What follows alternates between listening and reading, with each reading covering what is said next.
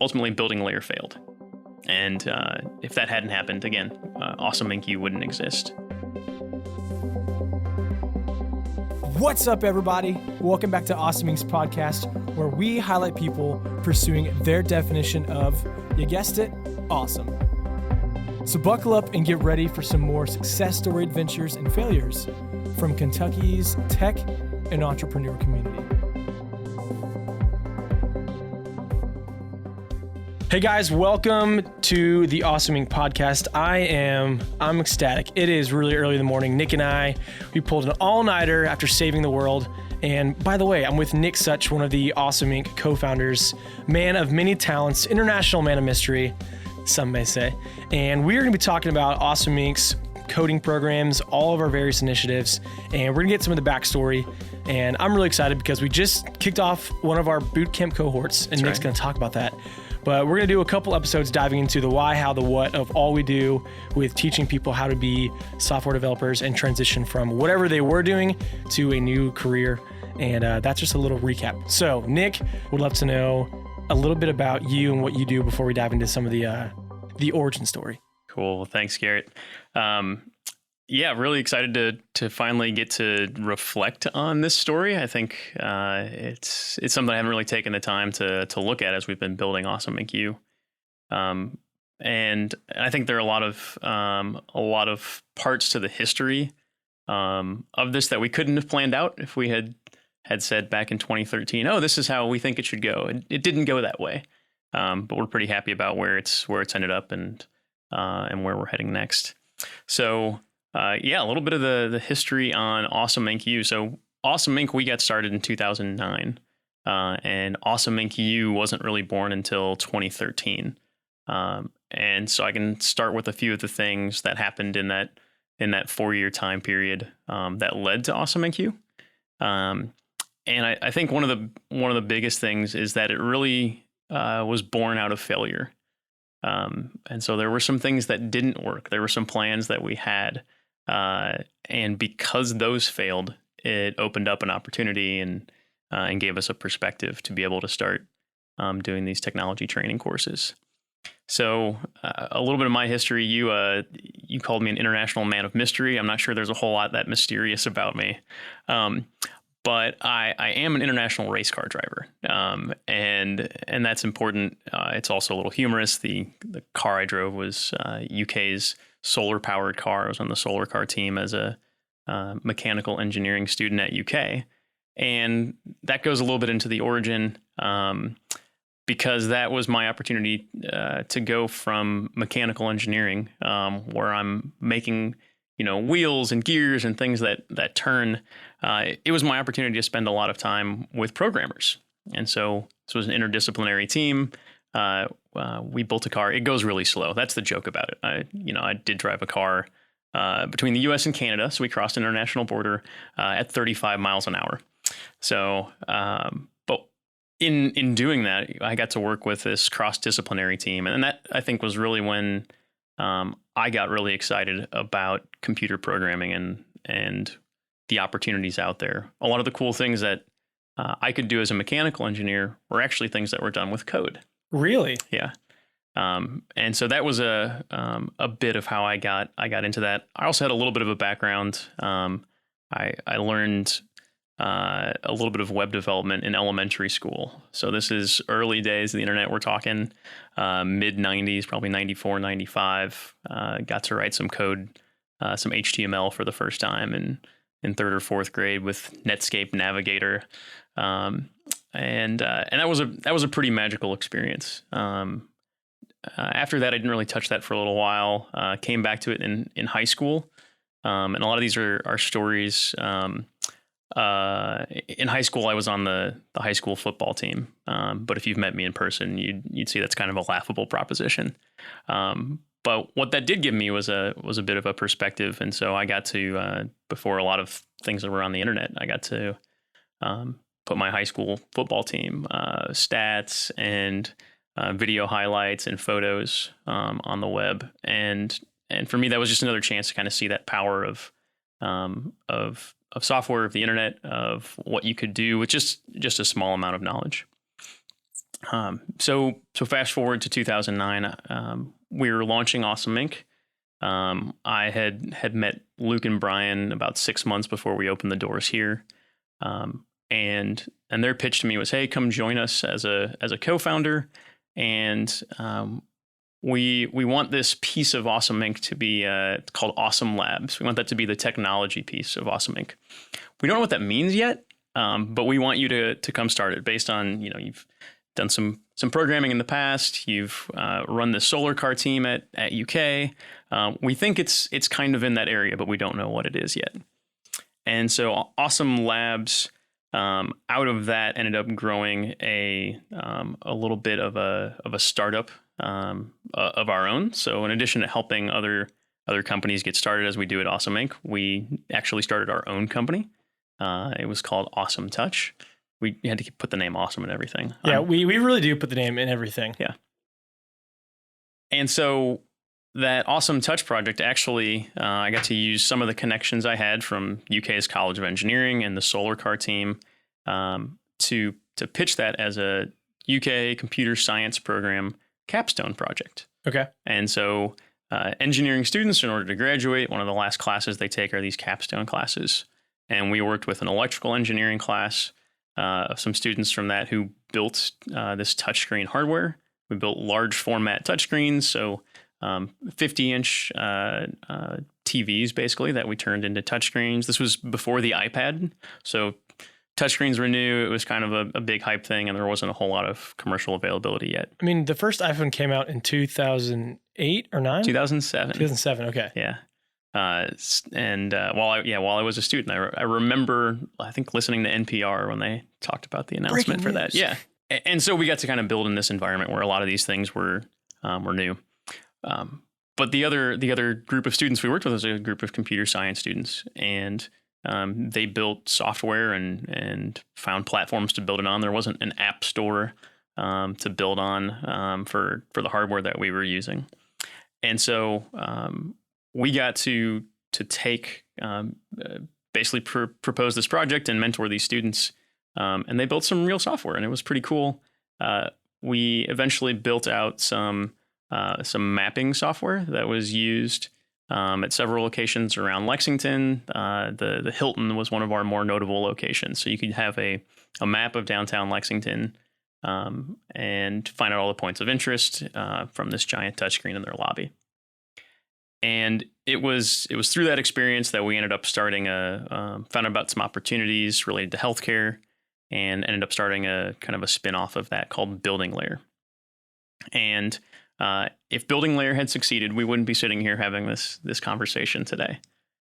So we took Building Layer through a startup accelerator program up in Providence, Rhode Island called Beta Spring, and a great startup community there. Had a lot of great help. But ultimately a mix of us not being great at enterprise sales and the very long cycles of healthcare organizations. We I think being a little early to that market of indoor navigation, ultimately Building Layer failed. And if that hadn't happened, again, Awesome Inc. wouldn't exist. What happened though in that failure is I got to work with two great software engineers, John Kiffmeyer and Nolan Lancaster, who were co-founders with Brian and I in Building Layer. And as we were coming off of Building Layer and looking at what to do next, we realized that some of the technologies that we had learned how to use in that company were things that were in high demand by startups and by even folks who were already software engineers who need to learn some new skills. And so when we came back to Lexington around 2013, we decided to start putting together these courses. And a few other events came into play that made all of this possible. And I told you, hey, this was not a straight path. This was not, we wrote down this plan and everything happened as we expected. One of the big things that happened before we started these courses was a series of mobile technology conferences called MobileX. And this was in the early days of Awesome Inc. We thought, our plan was we were going to be a startup accelerator program focused on mobile technology. So again, iPhone comes out in 2007. I think it was 2008 or 2009 when the App Store first came out. And this was a big deal because before that, to get your app onto a phone platform, you had to be called what was called on deck. So unless you had a deal with the carrier or the phone manufacturer to have your app already installed on the phone, it was pretty hard to break through. Yeah, I mean, I'm even thinking about when my dad had a couple of Blackberries or the sliding touchscreen phone with the stylus, Oh, yeah. and they had like some version of like a brick game or a couple like native on deck apps as you're talking about, and then email and Skype or whatever. So like things have just changed and innovated so quickly. Yeah, I was a big Palm Pilot guy in high school, which made That's me. what it was. You made me so cool. Yeah, I was the coolest guy for sure. So with that, with MobileX, Justin Rainey, one of the co-founders of Apex Software, lead mobile developer there, he'd gotten in really early. So as soon as the App Store, opened up, he was in there building iOS apps, and like no one knew how to do that. That was totally a brand new thing. So as part of the MobileX conference, Justin ran a track in there where he taught these one-day iOS app workshops, and it was hugely popular. We did this in several cities around the Midwest. People loved that, and it was a big turning point, helping new developers or very experienced software developers break into this new area. And so when we got started with Awesome Ink U, we kind of had that as a foundation. And one of our first courses was Justin Rainey, this time outside of a MobileX conference, but doing one-day iOS workshops. And that was really how we existed for the first year, was doing these one-day workshops in iOS, in website development, some basic HTML, CSS. We worked with John Meister and the Super Soul team on some game development workshops. And another event that happened around this time, where we went from testing the waters and with these one-day workshops, was Lexmark is a large employer in town, and they've had periods of success and and not so great runs, but this happened to be a time where they had some layoffs. And being such a large employer, Commerce Lexington worked with some of the folks from Lexmark to find softer landing places for some of those employees who'd been laid off, and there were a lot of really talented folks. Lexmark has attracted a lot of really smart people in different disciplines from all around the world. But it was at this event that Commerce Lexington put together, actually, where we launched both Awesome Ink U and what became the Awesome Fellowship. And with many of our startup stories, it started with hopping on the web and buying some new domain names. So that was when we, before that event, was when we bought awesomeinkx.com and awesomeinku.com. X for experience and U for university. And that was really, I think, if we put when did we officially start, it was that event. So that's what kind of makes it official. Once you have a domain name, you've hung your shingle. It's real. So moving on from there, we spent the first year or so doing these one-day courses. It was a great way to test the waters, to figure out what we wanted to do. It's a horrible business model. You do all this marketing, it takes a month or so to fill up 20 seats in a class, but then you've only got folks there for half a day. And the revenue that comes out of that, and really the depth of their learning, the transformation you're able to do, is pretty small in just half a day. So from there, we kind of looked at, okay, what should be next? And the thing we'd set our eyes on around this time, a program called Dev Bootcamp had been founded. And I think their original location was in Chicago. And Chicago has a pretty strong developer community, a couple of large web application frameworks. The founders came out of there. And one being David Heinemeier Hansson and the Ruby on Rails community. So that's what Dev Bootcamp ended up kind of being built around, was, hey, we're going to help people And I think the original program was about 8 weeks. Help people go from zero to Rails developer in such a short amount of time, and it really took off. And so this was something that we had on our radar, as we had watched startup accelerator programs like Techstars and Y Combinator grow around the country on the entrepreneurship side of the house.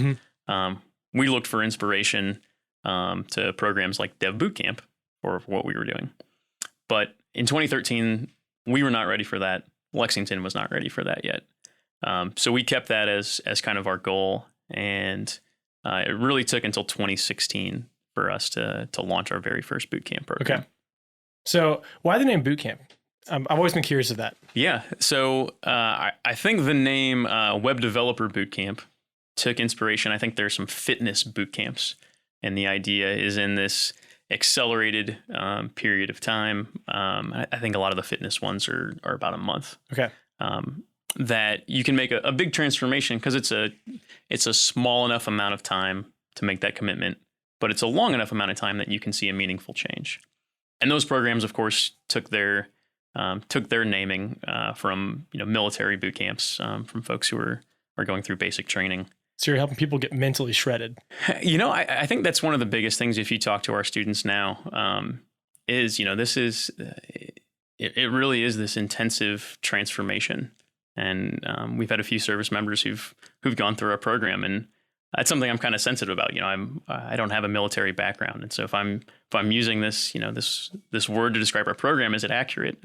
And they've told us, that's cool. It was that's every really bit cool. as intense, at least for my brain. Yeah, maybe not the legs and everything else, other than your fingers and your eyeballs. Yeah, so that's really good. Well, Nick, thanks again for giving us some of that founding backstory and how we got from 2009, Coach Kyle, shout out, to the squiggly lines that led us here today. So I know we've talked a bit about the backstory, your experience, MobileX, one-day workshops. Why did you guys decide to stick with teaching people software development, how to become programmers? So I think one of the big reasons that we decided to stick with teaching folks technology, a little bit of that came out of one of the desires or one of the experiences I had while I was on the solar car team at UK. So we had a big challenge to work with a team of about 40 students, and our main task was to design and build and race the solar powered car. But one of the kind of side missions that we saw as really important was to teach people about what we were doing. And so we went to lots of different STEM fairs and schools and other events like that, and taught people about what we were doing, about how the science, the engineering, and the technology behind making that car really worked. And we saw that as an important piece of our mission to teach other people. And that was something I really enjoyed about the team. I was an okay engineer, but that part, getting to explain to someone how energy works, how photovoltaic cells, can convert light into electricity. Those were really special moments for me, and I love that aha moment when someone else got to understand something. And so this was something I always thought, at the end of my career, I'm going to go back and teach, and it's going to be a lot of fun, be very fulfilling and rewarding. And thanks to the failure of a startup, I had that opportunity sooner. Yeah, rather than later. Super cool. And then the second piece being there was just incredible demand for it. People wanted to learn these skills, and once they were able to learn these skills, it opened up a lot of doors for them. And so for us, it was something we enjoyed, something that people needed, and there was at least enough revenue in it to let us do it. So. Very nice. Nick, what would you say is a hurdle that your team has overcome with building a program that has pivoted from one-day workshops to now we teach people in a couple of weeks, actually a couple of months, how to have an entirely new skill set? Or is there something that the team is still overcoming?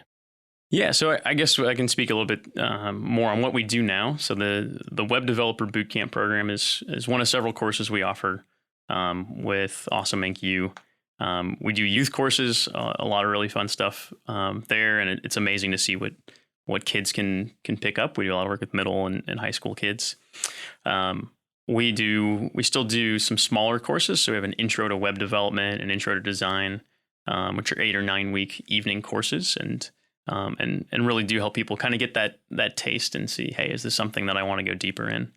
And then our premier course, though, is our web developer bootcamp. So it's a 16-week career transformation course. And the folks who come into this are people who don't have a background typically in software development. So they come from a variety of different life experiences, different ages. So we've got students now in their late teens up into their 40s and 50s. And I think this kind of gets at one of the biggest hurdles we have is proving to people kind of the value of this short-term training and the ability of the folks who go through it to really be able to do the job of an entry-level software engineer. And that was a much harder thing in 2016. So when we were first getting started, we had heard of Dev Bootcamp, but that's what we had our eyes on. Employers in Central Kentucky had not. And so this idea that in 16 weeks you could help someone go from being, an accountant or a graphic designer, and then they would be ready to be a software developer that you could hire at the end of that.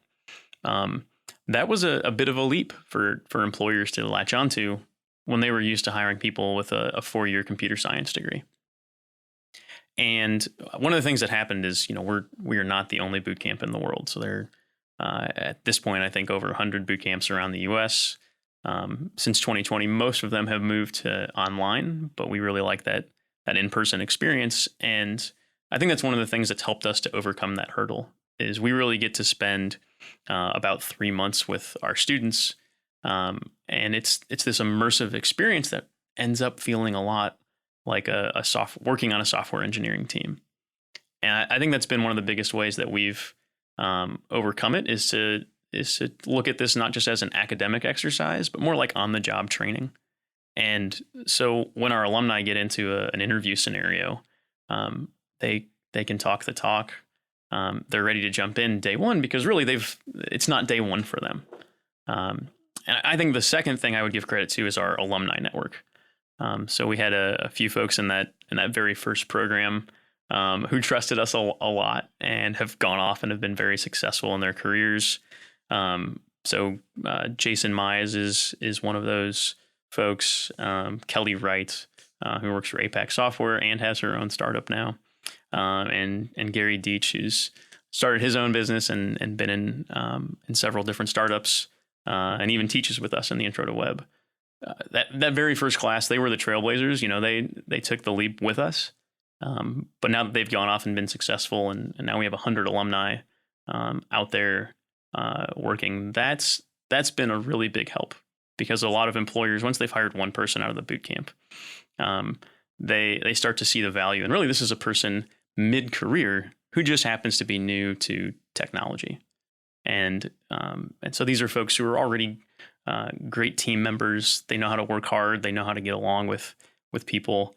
And we just help them to gain just enough technology skills to get in the door, and they are ready to keep learning on the job. They're just so hungry. So, our students are definitely what's helped us overcome that hurdle. Well, that's it, guys. Thank you so much for checking out this episode of Awesoming's podcast. And another quick thank you to Lee Rosevere and a few members from our community who provide the music that you hear in this show. Lastly, give us a follow on Instagram, Facebook, all that jazz. Or even better, come on down to our space. Come be a part of our community and get plugged in, and let's start something awesome together. You guys rock. We'll see you next time.